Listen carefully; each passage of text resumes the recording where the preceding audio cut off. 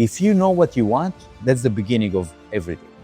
I'm literally sleeping in the car, sleeping in the car, hustling in Venice, make some money, go to a hotel, clean ourselves up, go back. Like for several months, we did it, like literally pregnant girlfriend, Wow. sleeping in the car. The guy have a freaking like $100 million. I was like, it's not gonna cut it. There is level to the game. Success, it's an illusion. The real successful people, they know success is like, I wake up today. What do I do today? Moses, welcome. Thank you. For people who don't know yet, who is Moses Hershko? Yeah, so first of all, Vlad, thank you for having us. So, I've been a real estate developer and a general contractor for the last 2 decades. Starting back in 2004, essentially I started in sales as a project manager for a construction company before I opened my own company in 2008, right when the real estate crashed in 2008. Where did you grow up and what was your upbringing like? Growing up, it's interesting. So I'm originally from Israel. I came in 2003. I started in LA originally. I guess my family was, I guess you can say middle class, like in different countries, like for example, in Europe, etc. They don't really talk about, the middle class or the upper class, It's, or at least I was not exposed to those kind of conversations. I guess in some countries, it's either you are very rich and very successful, or you have a very successful business, or you just, you have maybe you're self-employed or you work for a company and you might just, get by, sort of speaking, paying the bills, having a good life, family and kids, etc. Right? The traditional route. And of course, some people might go to college, etc. Right? I mean, for me, when I was growing up back in the days, I was very, my true inspiration. If I go back to, the age of, even like early ages, like 7, 8, 10, right? My inspiration was the U.S. My inspiration back then, not being obviously in business, being a kid, right? It was from the American films, like growing up essentially in the 90s, right? So for me, it was, all about the American films and that inspiration, right? I remember back in the days, we used to, in my times, in the 90s, it was the big movie stars like Sylvester Stallone and Arnold Schwarzenegger in those times, right? You know what I'm saying? Totally. And especially when you are from a different country, it's kind of really resonate with like if you're looking for something more than what you exposed to in your regular day-to-day environment. You're looking for, especially if you like to dream big, right? If you have something in you that makes you feel like I want something better, right? I want that kind of, better future. But you still like, it's too early, right? You don't know where you're going to get that kind of, where the big dream is going to come from. What is the direction, right? Like 10 years old kid, right? So I was like very inspired by the American films, and essentially, what got me to a point that I decided to, move to LA or try my destiny, by moving to LA and, buying a flight ticket and just, trying to, see how it, how it will go really. That's essentially how it got me to give it a shot, basically. Absolutely. You just have that fire. And I had that fire. I was, when I started really, in sales and business and construction, essentially, I discover, self-development, really, right? Like psychology and self-development, those kind of things I was not exposed to in Israel. Like people didn't talk about those kind of stuff. The power of the mind, right? Like psychology versus, the law of attraction, all those stuff that is very common, right? Like in the US, particularly, especially if you're in business and sales and psychology, that's almost like the mechanics, right? The 80% of success, before like the actual, like before you implement your skills, right? You know what I mean? Especially if you're in sales or of any type. Especially, but I think it really depends, right? Like what keeps you going on a day-to-day basis. Even if you're a 9 to 5, you go to the office, you need to be inspired about what you do, what keeps you going, right? Unless if you're not aware of those things and you just live the day-to-day kind of, daily habits, so to speaking, like you wake up, whatever you do on a daily basis, but you're not aware of those activities. I think awareness, it's the beginning of the direction towards success in anything you do. Just being aware, because most people are like in constant reaction, right, for the day-to-day stuff. Like you need to be in control of your life, regardless of what you do. You know what I'm saying? And we're gonna get to the mindset like a little bit deeper. I have some questions reserved for you, but and we're gonna go a little deeper. But I wanted to ask you, so you being a kid, 7 to 10 years old, right? You moved to the U.S. Have you always knew that you're gonna be a developer? I have a brother and a sister. You know, I'm the youngest. You know, in my family, right? So I have my brother is almost 60 right now. You know, so the big difference. You know, when my brother was 30, I was like 15. You know, big difference in age group. I'm like 45. My brother is 60. My sister is 55. My brother actually, at one point after, you know, in Israel, you have to go to the army for 3 years, right? It's mandatory. So my brother, he was like, after the army, 21 years old, he wanted to travel, see the world, right? So, he traveled a little bit, and then he decided to move to the US. Okay. You know, so he moved to New York, and he started working in real estate as a real estate agent, for a brokerage, a very successful brokerage at the time. You know, there's a big community of, real estate developers, right?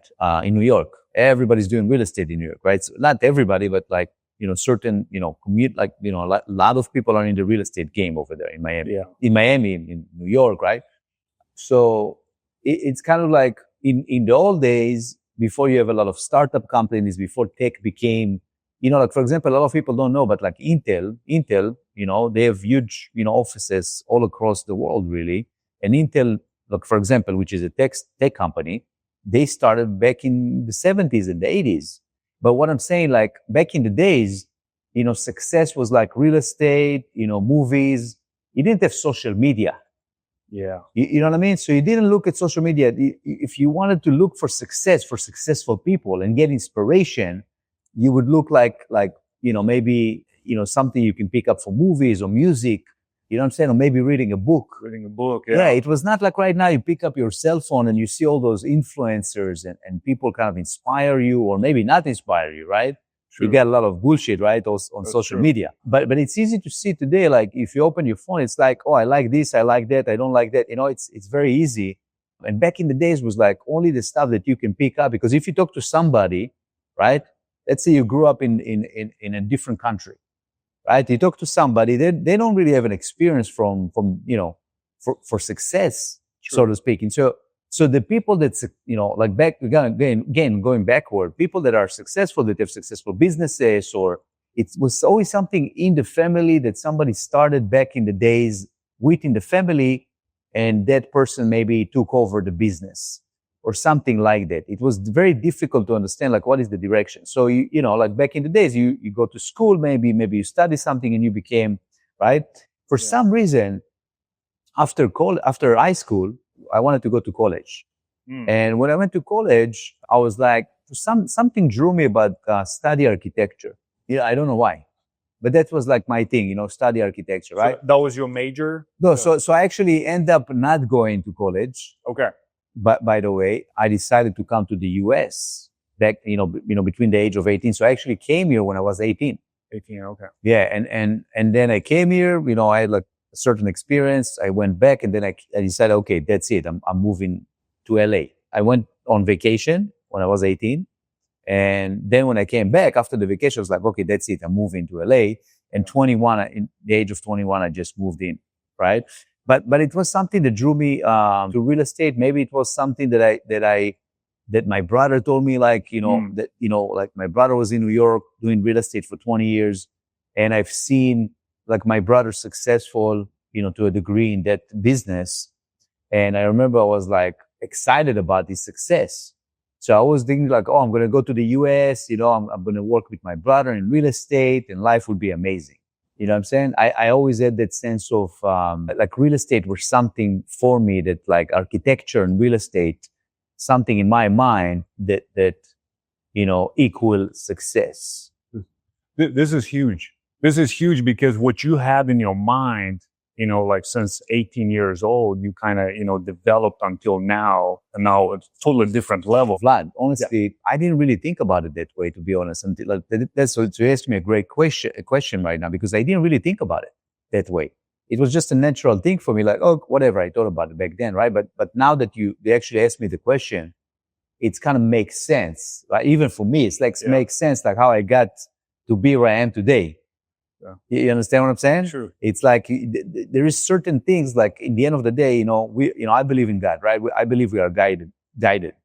If you're going to sit on your sofa all day long and think money is going to fall from the sky, it's not going to happen. No, that's not happening. You have to take action, right? You have to have a direction. But in the end of the day, there's certain things when your spirituality is dialed in, like you have good intention, you have good you're a kind of person that like looking to do good, and you want to inspire others, and there is so many things you need in order to be successful.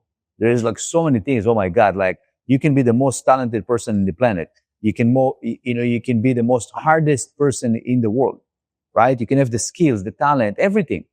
And you're not going to be successful. There's so many different energies and skills and things that needs to fall apart for you to get to a certain level. But when you're really trying to do something big, you know what I'm saying? Like there is so many really successful people understand it.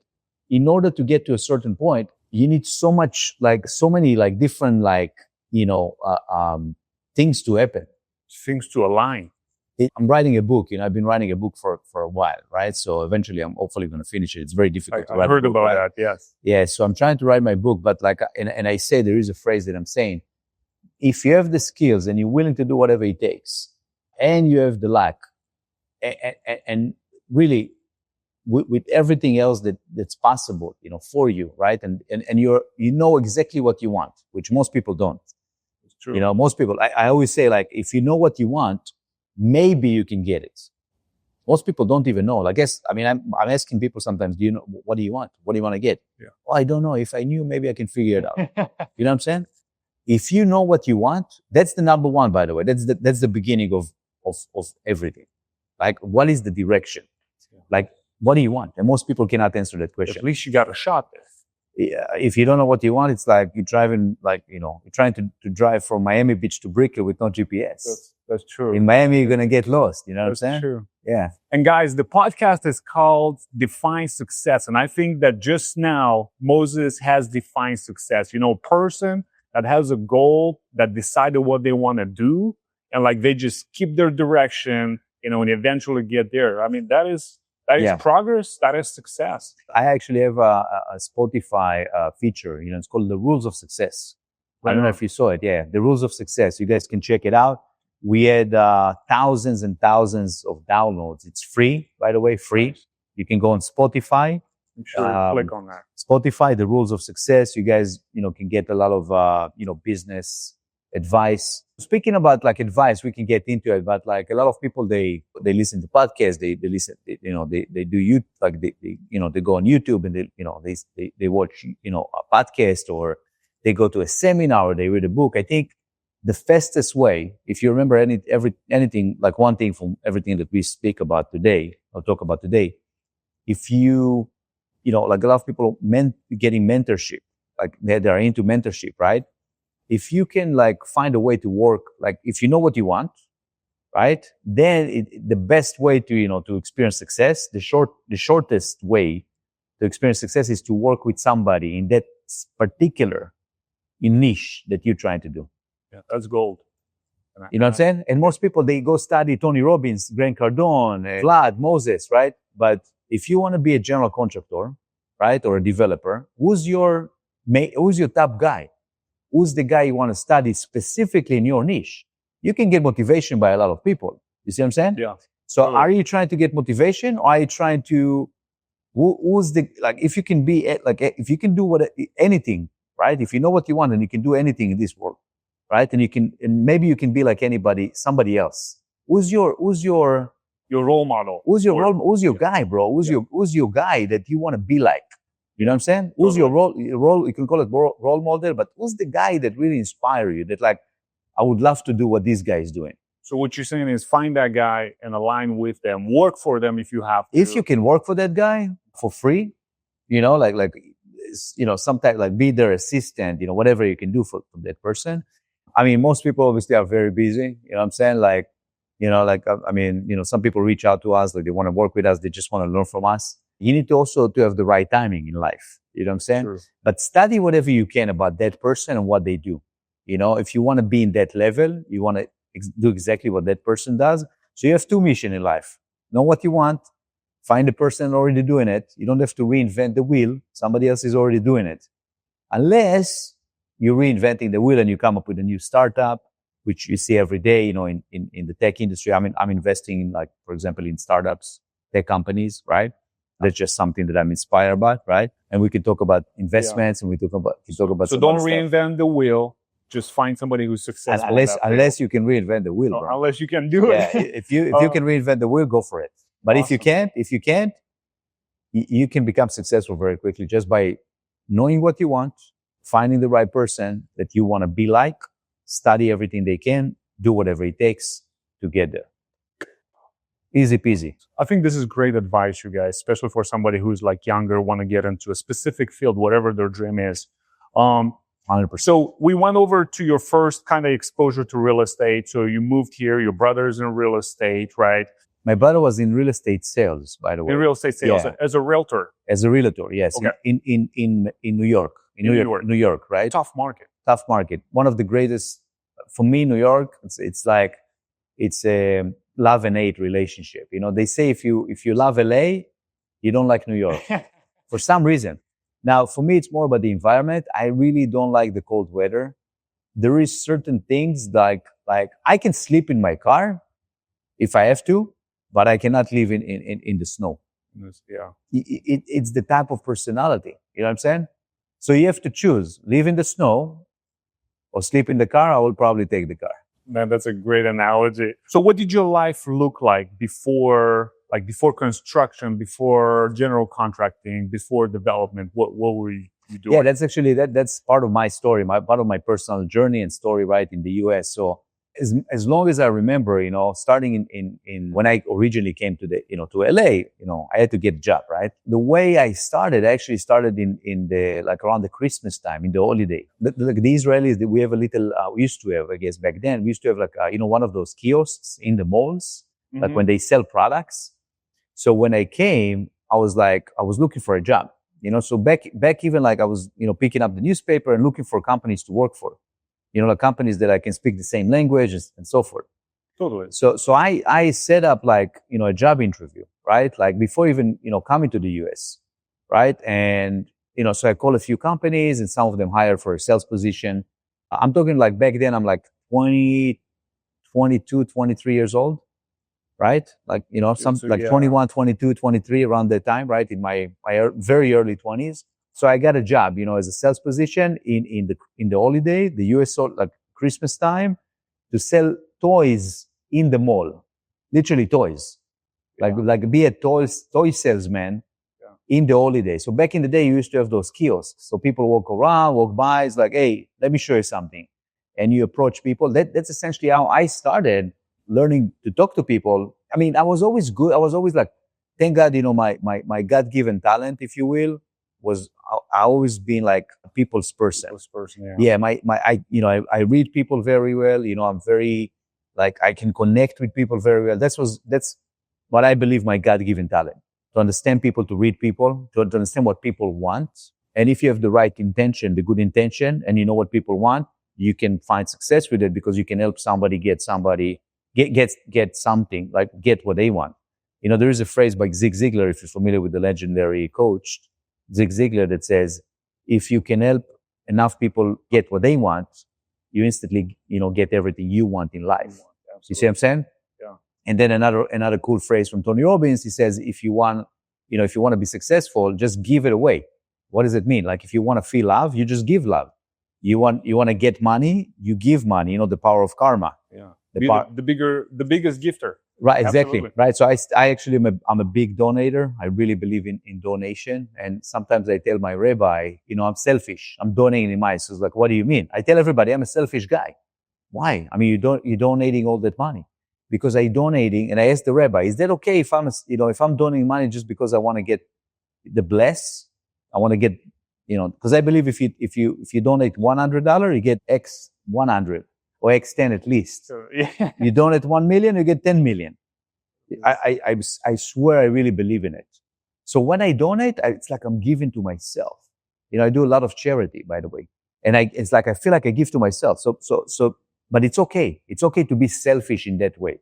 Absolutely. So it's kind of part of business. You know what I'm saying? Like it's a mindset. It's a business mindset. Every Friday, I send donation. Every Friday, I get flowers. I mean, I do certain things.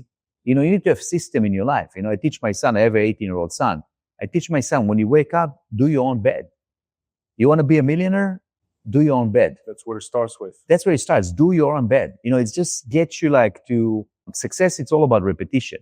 The stuff that you do every day, the daily habits that you create for yourself based on the stuff that you study and picked up along the way. And I know a lot of people out there, they have like negative connotation with sales, but I believe that, a little bit of sales and a little bit of enthusiasm, which I know you have plenty because I watched your YouTube videos, and I know customers of yours that just, hired your company because they saw the enthusiasm, so I know that. I think again, it's like where the rubber meets the rope, right? Like when you have the right intention, when you have the right inspiration, when you know what you want, then you just feel like you're guided. Success, it's only what you do today, not what you did yesterday. You see what I'm saying? Like some people say, oh, I'm successful. Success, it's an illusion. There's no such thing success, but people don't get it. They say, oh, this guy is successful, right? But real successful people, they know success is like, I wake up today. What do I do today? How can I create success today? Not like until yesterday. That's the major point. Work in progress. Always work in progress. Because you're not going to the gym at once and that's it. You're fit for life. You have to keep going to the gym. You have to keep doing your 10,000 step, right? You have to keep doing those stuff. And it's not like, oh, that's it. I have 6 packs. I'm good. Right? You have to keep working it out, right? Yeah. And the same thing in business, the same thing in finances, the same thing in life. You know what I'm saying? You have to keep coming back with better ideas, better game plan. You have to keep coming back, right? You know what I'm saying? You have to reinvent yourself. Yeah. You have to reinvent, or you have to sharpen your wheels. Like, try to do something like failing. It's like a formula for success, because when you fail, if you don't give up, right? If you don't give up, you find the right, you find your game. You know what I'm saying? Like if you give up, then you never get to a place that, and because it's not about just like if the transaction went well. Maybe you went to a business meeting and the meeting not necessarily produced any specific results, but you from the meeting, you're like, I was good, man. I used to go to clients. I used to talk to clients. And I didn't like sometimes, transaction didn't happen. I didn't came up from the meeting like feeling like disappointed or I felt driven to understand what did I say wrong? What did I do wrong? I'm talking about the early days, right? Yeah. 20, 25 years old, going to a meeting.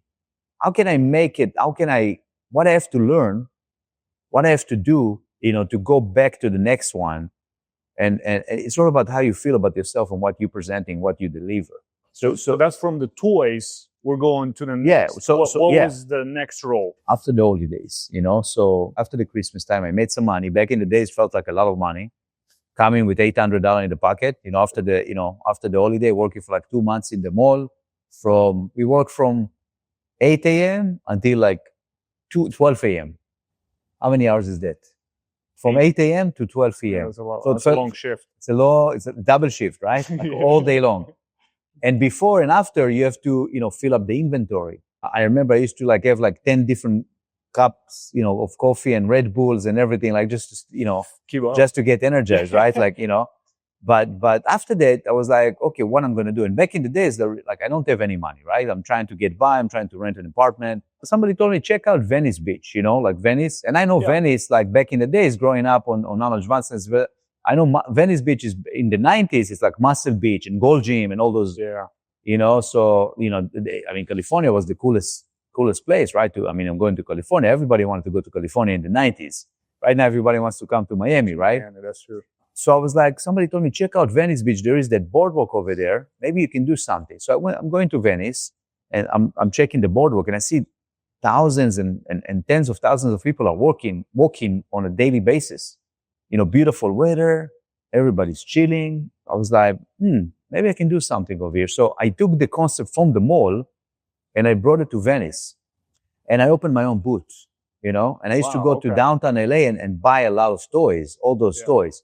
And those toys were like breakdance, kind of almost like breakdancing cars. And I used to play with the cars, like on the boardwalk, like playing with them more, charging them. I had like a so they would be like a remote thing? Yeah, it's a remote control, but you have to charge the battery. But like you don't have a storefront, so you don't have electricity. You have to create electricity. Yeah. So I had a battery powered. I got you. You know what I'm saying? I had a battery powered, and I used to connect everything and charge like so many different batteries. Because you play with the toy, you have to recharge it. Yeah. And the toys are coming from China, So sometimes you play with it and it's broken. You have to open a new box and stuff like that, right? You have to hustle. That's a pure hustle, bro. You're talking about hustling. There's not any other maybe major hustle like that, like sell toys on the boardwalk. That's how essentially I started, right? Yeah. So I'm right there on the sun, enjoying my life, 25 years old, 24, 25 years old. You're going to work whenever you want, 10, 11 a.m. Life is good. You know what I'm saying? So I'm selling, I'm selling those toys and I'm screaming, check it out, the best toy in town. And I'm barking and I'm creating entertainment on the beach. And that was, a great time. And I did it for like a couple of years, save a lot of money. I used to make tons of money, sometimes hundreds of dollars a day, which was a lot of money back then, sometimes thousands of dollars a day over the weekend. I used to have, it's all cash back then, I used to come up with like $6,000 deposit, like each time. I used to go to the bank like every few hours, depositing like a lot of cash, Yeah. So that was great, for the beginning. Not super commitment, young, fun. That was my Venice Beach, California, early days, really. Yeah, that's really before getting into construction. And that's what I want to get to. Yeah, right? before, you get into construction. Yeah, so the way it was for me, so the thing is, I did, a lot of people, in the industry, it was something that, it was very common for people to do, going to the construction sales. That just was my community was coming from Israel, a lot of Israelis used to do that kind of a business, particularly. So it was you come to the US, you either go for the, work in the mall, selling, either certain products, or you go sell construction. This was just a business that everybody used to do. If you open the Israeli newspaper, so you see a lot of jobs for construction. So I was I don't want to do what everybody else does. I want to do something different. So I was I had a resistance to go and do it, in the beginning, but at the time, I met the mother of my child, and we started dating and so forth. And before I got into construction, I said, you know what? I don't want to do the Venice Beach thing anymore. I'm tired. I want to try something different. So my only option really was again, go work for a traditional 9-to-5, which I will not do. I would rather sleep in the car, which I did, which I'm going to share after. So I decided to, we lived in Marina del Rey at the time, just live there, right? And try to figure things out. And we decided one day just to go and put all our belongings in the car and just drive to New York, to my brother to give it a shot in real estate, back in 2007, so before the crash, before the most the most crazy crash in US history in real estate. So we go and we drive it for 5 days, 12-hour days, getting to New York. You have all your stuff with you in the car. I got put all the stuff in the car, drive like a maniac for 5 days, got to New York with my, my girlfriend at the time, right? We got to New York and we sleep in my brother's basement, in New York, you have those basements. Yeah. It's nicely furnished and so forth. So, we start working in real estate, right? And in New York, when you start working real estate, people don't know sometimes, but what is essentially working in real estate? It's knocking on doors and doing cold calls. It's a very, very difficult job. People seeing those TV shows, $1 Million Listing or Selling Sunset, and in the real estate, it's so pretty and so easy. Guys, that's not what real estate is. That's exactly what Moses says. You got to knock on doors, you got to make calls. So we used to go in very difficult neighborhoods, with you see those signs, beware of a dog, and your job is to go in and you don't know if a dog's going to jump on you or kill you, but you have to put a flyer and you have to knock on the door. in rough neighborhoods, and you need to convince people to sell their home, which people don't like. People don't like, especially in rough neighborhoods, right? People don't like when you knock on their door and say, hey, can you sell me your house? They get, even if they have to. Yeah, they get very, very upset. Absolutely. So that's what we used to do for like several months. And we actually got like a lot of deals going. We find a lot of deals, but none of those deals were able to get financing because of the situation that happened in the market. You know what I'm saying? Yeah. We didn't really know, but the market was about to implode. The market was about to explode and burn, right? Which exactly what happened in 2008. And it feels like until the market imploded and the real estate crashed completely in 2008, until like that moment, people were still working because they were so obsessed. They were making so much money from, 2000, I think, 2004 and 5 and 6 and 7. People used to make so much money in real estate because it was so easy to get those loans, those jumbo loans. And people used to get like, I remember even when I started in construction later on, I used to go to clients and people say, let's just do it. They don't care how much things cost. You want to remodel the kitchen. When I started in construction, I used to do a kitchen remodeling, kitchen jobs, bathroom jobs, just general remodels, basic remodels. And people say, if you can give me financing, let's do it. No problem. The bank used to finance based on future value. It's ridiculous. Not based on income, not based on anything, just future value of the real estate. Now, if you had a good credit, man, you could have get anything with no proof of income. So people couldn't afford what they got. You literally could have bought a property today with no income, with nothing, with no credit. You just bought a property, and maybe a couple of months later, you could have refinanced and made $100,000. You see what I'm saying? It's just full cash out. Just full cash out based on future value. One of my friends told me, he's like, I had 5 houses when the real estate market crashed. He's like, I should have had no business of having 5. Yeah, seriously. So a lot of those people lost their properties. The market crashed, and we find ourselves, she got pregnant. My girlfriend got pregnant. We find ourselves, in New York with no money, with maxed out credit cards, with a baby on the way, right? So I was like, okay, the weather, I hate that weather. It was snowing it was about to get like into like a really serious winter. Yeah. So we survived the summer, summer is humid and also very difficult, but we survived it. And now, winter's going to start. We don't have money. We don't, the credit card is maxed out, baby on the way, and so forth. Let's go back to LA. Sold everything we got back to LA. Somehow I managed to get a car on a lease. I got a car on a lease, but we don't have any money. So I literally was like, okay, now I have to do something. What I'm going to do? I'll go back to Venice. I'm sleeping in the car now at that stage. I'm literally sleeping in the car. Sleeping in the car, hustling in Venice, make some money, go to a hotel, clean ourselves up, go back. Like for several months, we did it. Like literally pregnant girlfriend, sleeping in the car, Yeah. So I was like, fuck, I have to go. I have to do something different, right? So that's where I made the decision to go into the construction industry, 2007 and 2008. The industry that you resisted it so much before. Yes. I was like, okay, I'm going to do it. I'm going to go for it. And I started work for another company, a pioneer in the industry, a guy that was doing it for 30 years, going back to saying work for that person that you want to study and be like, right? Yeah. And, I'm Romanian, I'm Israeli, but, my father is Romanian. The guy was also Israeli Romanian. I'm saying very sharp guy, the best salespeople. From his company, a lot of other successful entrepreneurs came, in construction and real estate and so forth. Lot of iconic other, companies that study with him and work with him at the time, He was the pioneer in the industry. So that's essentially how I started in construction. When I started, it was very basic. There's no like back then, in 2008, we used to study really construction just by watching like videotapes of other salespeople, and they just share some information, basic information about like different construction features, like different feature, very basic.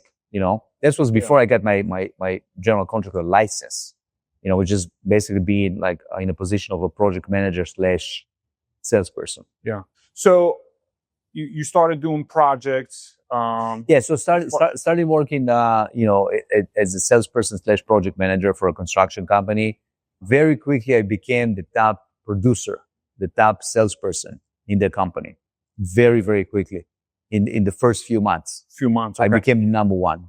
Because like what we used to do in construction in that timeline, in that era, is to go on cold calls. You know, the lead, it was a lead generation essentially.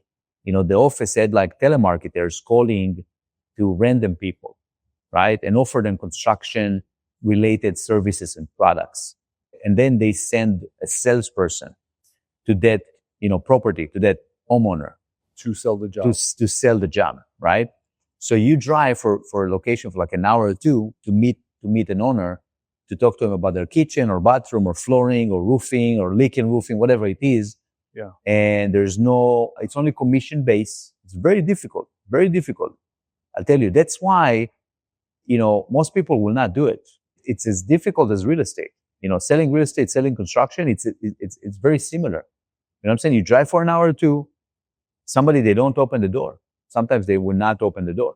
Yeah, they kick you out. Like, who are you? What do you want from me? Right? So you go into 2 or 3 meetings, essentially meetings like that a day.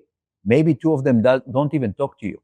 It's a very difficult environment. You have to. It's like you leashing a wolf, right? Like, I mean, think about it. Like, you have to put your own gas in the car. You pay for your car. You have to put your own gas. There is no basic pay. There is nada. Yeah, you're your own boss, and you're supplying everything. You're your own boss. You're not getting paid shit. Also, you know what I'm saying? Like, it's commission based only. Yeah. But you started like you were doing really well, and then from there. So I don't know if I got lucky, or you can say it's my God-given talent, being great with people, right? So people feel like making people feel comfortable, right? Being good with people, like going to people's homes. The person needs to feel comfortable. They need to trust you. You're going to someone's home, they never saw you before in the lifetime. And the person on the phone that talked to them had a different voice. They're expecting somebody else, and all of a sudden you show up.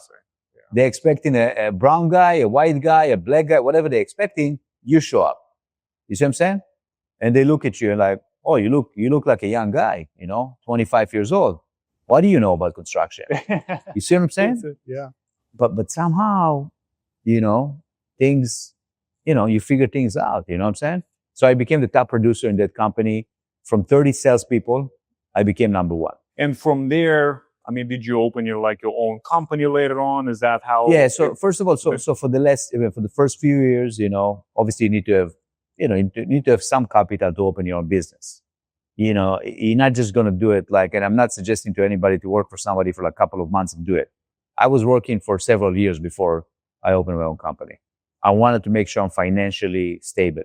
Because when you do those kind of projects, if it's a big remodels, I mean, today we do 10, 20, 30, $50 million projects. A lot of people don't realize when you work with someone, let's say if you are a homeowner, right? Some people don't think about it.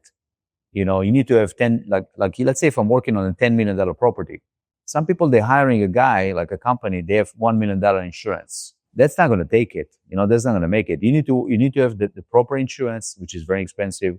You need to have financial stability.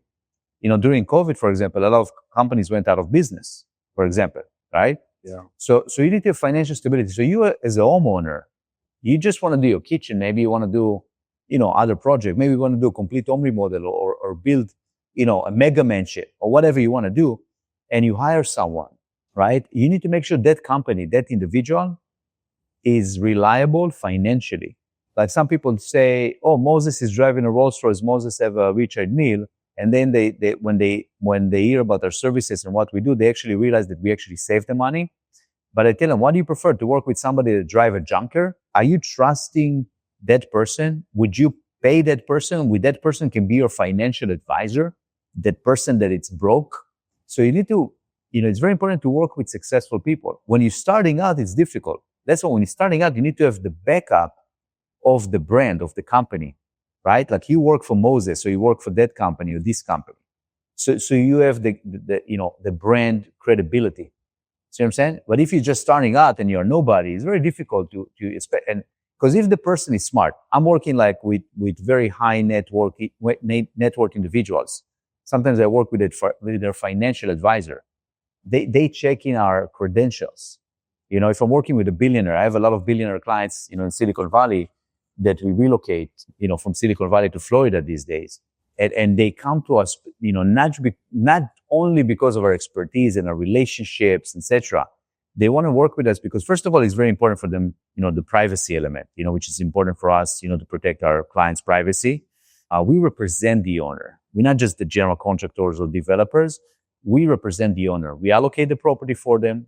That's now fast forwarding 20 years. Yeah. 20 years working in the construction and real estate development. We establish, hundreds of millions of dollars in projects, working with very high net worth individuals, families, hedge fund CEOs, tech entrepreneurs. Our companies based in Silicon Valley.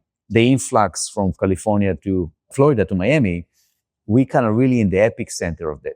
Like we are the gateway, for a lot of families from California. A lot of people maybe not aware of it, but when you hear about families moving from California, we are at least 20 or 30% from that market. And that 20, 30% from that market come from Silicon Valley. And we are the top dogs in Silicon Valley. We have our headquarters in Palo Alto, close to Facebook. People come to us, agents, brokers, family, clients, investors. They come to us. They understand that we have the relationships with local agents, broker, general contractor, developers in Miami, right? So we can, collaborate. We can create joint ventures with developers and general contractors, right? In Florida, bringing our clients, and using our relationships and skills and credibility really that we built for the last 20 years. People trust you. That's obvious. Why is that happening? Why is that West Coast, California to Miami? When I started personally to invest in Florida, I was like, working with clients, to not necessarily relocate them, but find their second home or vacation home. For 2 decades, since I opened my company in 2008, almost 2 decades now, we've been working with clients that just wanted the vacation home, just wanted, people hear about it right now that a lot of people move in from California, but that's not a new thing. So when I started investing personally after 2018, before COVID, I started investing heavily because I've seen my clients buying properties and those properties just keep up going on value. I see it before COVID. In COVID, things were just exploded, right? I give you an example. I bought several properties in Golden Beach in Florida. And, when I came originally and I was like looking at that specific particular location, I was like, there's a guy named Carlos Salim, one of the top richest guys in the world. He's got a mansion right there. Grant Cardone, he's got a mansion right there. And I found out a list of a lot of people, not necessarily the most billionaires, but very affluent, very wealthy, that live in all kinds of different locations for decades in Miami. Now, everybody else, the entire universe, the entire US, discovered Miami after COVID because, during COVID, that was the only place that you can really enjoy yourself, right? So everybody, okay, I'm going to Florida. Let's enjoy the beach while everybody is locked down. But for us, it was not a new thing. Now, for the last, several months, things became outrageous with the tax, the new tax codes, right? Like it became very political. It became, a lot of things changed, right? Like politically and all kinds of different rules and laws that became applicable that push those, those other wealthy, like billionaires now. So now people start hearing about billionaires. That's what, created that news influx, right? It's more about the news. Miami have the best advertising. Let me tell you that. They do. Yeah, Miami have the best marketing on social media. But the billionaire influx, the wealthy individuals that move in over here for tax purposes for 20 years that we've been working with, lately we're just seeing the billionaires, like the actual founders of those companies, right? Not just the when I say the average person, I mean the average millionaire, right? Yeah. They're just looking for a second home or vacation. We're talking about now, it got like more famous, more kind of in your face because of the billionaire, because of Mark Zuckerberg and Jeff Bezos, right? Or Elon Musk that potentially have a rumor that might move in also. So a lot of those people starting, and now, it's like a celebrity, right? When you hear the celebrity moving in, now it's create even more, more traction. Yeah. So for the last few months, we just like, our business got exploded completely. And, last year, we had a lot of clients that says, you guys, we've been working with you, Moses, for 20 years. You guys are doing great. I want to put some money into those, developments, the single family, the high rise. And we had so many different relationships. Relax. We had so many different relationships. So we said, you know what? Let's see what we can do with it, right? So we actually opened our own platform, and it's called MHD Capital, right? So we allow investors and partners and clients to invest with us now. You see what I'm saying? So we create another vertical under the umbrella of our brand, Moses Hershko Development. It's essentially MHD, Moses Hershko Development, MHD. We created another vertical, MHD Capital. So anybody really that it's considered as a credited investor can invest with us in our developments, in our funds, in our opportunities, right? So the deal flow that come to us, with our relationships, it's mostly off-market deals that the average person cannot find online and don't have access for unless you are a very wealthy individual or a billionaire. Yeah. A lot of clients that come to us, very wealthy individuals, they don't have access because you have to have certain properties. Like a lot of clients right now, they hear about Tom Brady and Jeff Bezos buying properties, for example, in a location like Indian Creek over in Miami. Especially now when Mark Zuckerberg just bought a $170 million property, right? In Indian Creek. So a lot of people come to Moses, I'm looking for a property. And so they send me the proof of fund. The guy have a freaking like $100 million. Yeah. I was like, it's not going to cut it. So I have $100 million proof of fund. Sorry, it's not going to cut it. There is level to the game, which person, I'm not working with them. I tell my clients, we're going to have fun. Yeah. We're going to have fun doing it. We're not working in stress. We're going to create your dream situation. Like we're going to create your dream home. Not to mention all the longevity and wellness elements that we incorporate in our project, which is like mind-blowing completely, right? Which became also, and we've been doing it for years now, and all of a sudden it became mainstream. Everybody wants longevity. Everybody wants wellness, which that's another conversation, right? There is so many things to talk about, right? Yeah. I would love to have an opportunity to talk about the wellness and how is there's so many things. Like we're just starting out, right? Yeah, totally, man. It's like when you see those podcasts for 2-3 hours, now you understand why. Now you do, and the conversation goes so well. But so you have a product that people can invest with you. They have to be accredited?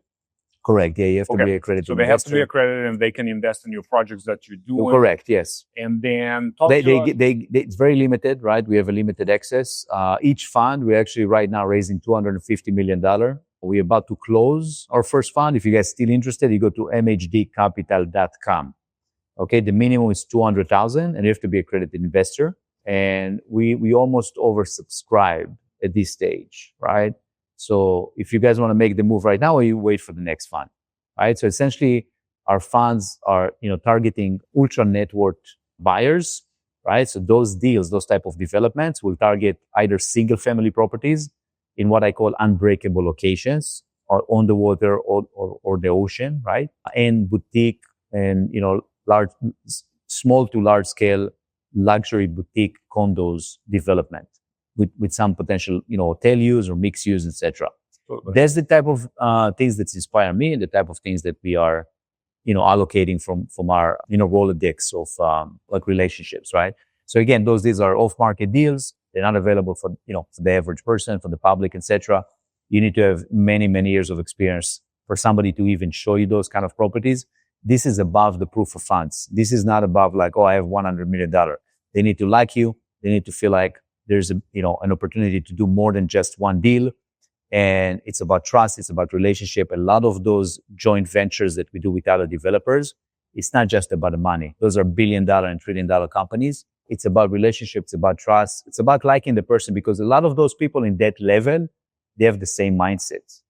They're not going to work with the person they don't like. They're already successful, bro. If they don't like you, they don't feel like they want to sit with you and maybe check your exotic car collection or go on vacation with you to St. Bart or smoke a cigar with you, they're not going to do business with you. And I have clients like that. When I come, like they want to show off, like, let me show you my garage. Yeah. They open the garage, like see all those, amazing cars, right? And that's what they want. They want to enjoy, right? And that's why, I had a mission when I started doing social media back in 2018. I was like, I'm just going to show my personality and what I do. You want to work with us? You're going to get like what you see. Like, okay, I'm going to come to you with my Rolls Royce. I'm going to come with my Richie. And if you like it, let's do business. And I'm going to save you money. I'm going to make you happy. I protect my clients' interest. I fight for every dollar that my clients spend. And I show them in the end of the project how they save so much money. Because when there is so many vendors and subcontractors in those projects, a lot of people, they invest in projects, for example, or they buy a property and they're hiring all those individuals and their name is exposed. So my clients, they like the privacy. They come to us, they sign directly only with, MHD, Moses Hershko Development, and our brands and our companies, and they don't have to disclose all the information with so many different vendors, designers, subcontractors. So they come to us. We understand their budgets. We understand their goal. We represent the owner. We facilitate. We find the property if we need to, or if they have their own property, we're gonna basically create that perfect situation for them and their family and so forth. Privacy and walk. They want to work with somebody and like they feel like they're walking with a friend. Exactly. So again, the personal relationship. Like most of my clients, they are my friends. And they became. Again, becoming investors and refer to other, friends and family. Totally. We don't do like in social media. My goal is not really to get new clients, although we do get a lot of business. I actually get like $50 to $100 million business from social media, which is crazy. It's amazing. In DMs, right? In projects, in DM. Yeah. And sometimes I'm on social media. I respond personally because I have my team respond to them, right? But I'm sometimes responding myself. But I'm really passionate to, find out about those people and connect with them. And that was my mission, to show everything that we do on social media, not just to, get leads or clients, but to show what we do. Like, and also, if you can share that information, which is great, which we couldn't do 20 years ago when I started, right? That's a bless. So if you have that option, if you have that power, really, in the power of your palm, to share that information, you should. Absolutely. And one thing that I want to talk to you about really quick is a dream of mine is, building a skyscraper. And that's what I want to talk to you about. As a developer, has this been like one of your dreams to build vertical and build something big? So talk to us about. Yeah. So I know you have a couple projects. Yeah. So we have a few projects right now targeting South Florida. The reason why I love that market particularly, first of all, the amount of oceanfront, waterfront properties, it's second to none. The rules and the laws are very, very pro developers and developments in general. You're able to pre-sell condos before you start construction. Yeah. Which makes your financing much easier. Essentially, if you sell 50% of the condos before you start construction, financing for construction is guaranteed, which is amazing, right? And how is that different? Just talk really shortly. How is that different from California? California, you cannot do it. You cannot pre-sell condos. Exactly. Right? So the rules are very pro-development. It's very difficult with permit obtaining. Like some people talk to us about the fires that burn Malibu or Pacific Palisades, etc. Some people still don't have permits. Almost 2 years later? 2 years, yeah.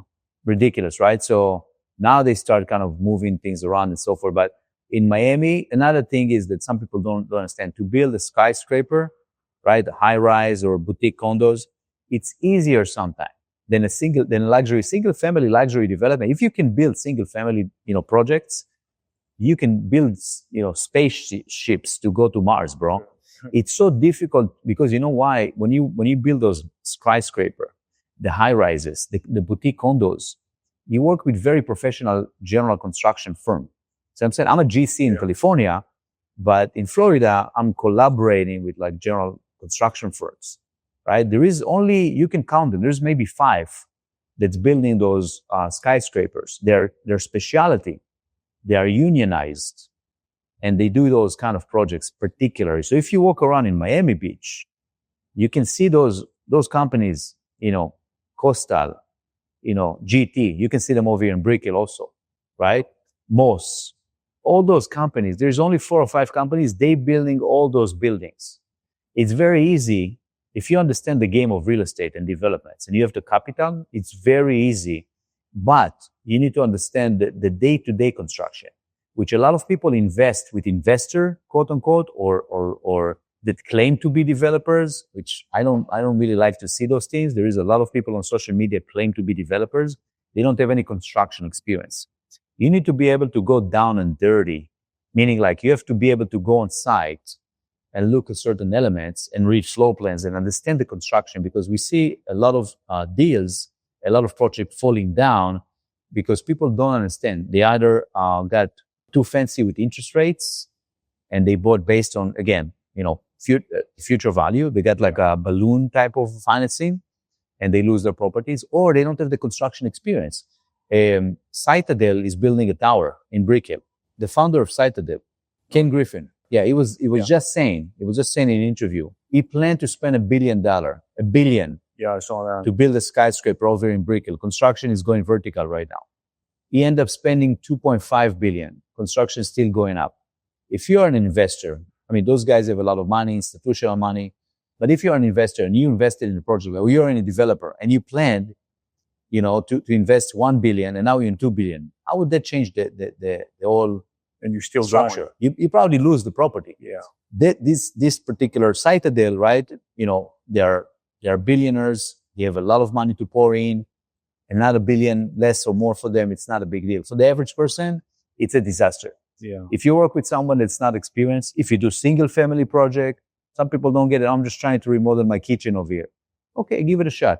You work with unexperienced person, financially unstable, somebody who doesn't understand construction. If you, like for you, basically, like as a developer, as a general contractor, as an investor, as a homeowner, you want to work with people you can trust.